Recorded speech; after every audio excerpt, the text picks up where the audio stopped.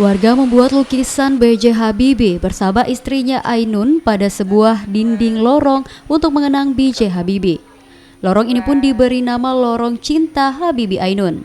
Meski baru terpasang, namun lukisan Habibie Ainun di dinding lorong ini ramai dikunjungi warga kota Parepare untuk bersuah foto. Saya dan teman-teman yang berasal dari Animis Parepare. Alasannya kenapa? Karena Habibie itu identik dengan Parepare. Oke.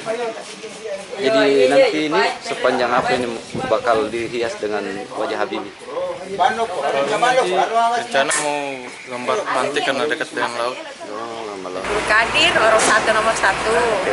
Tapi karena kami ingin menghormati mendiang almarhum Profesor Dr. Insinyur Haji Baharudin Yusuf Habibie, kami dan saya selaku Ketua KSM Sepakalebi berinisiatif untuk mengapresiasikan almarhum.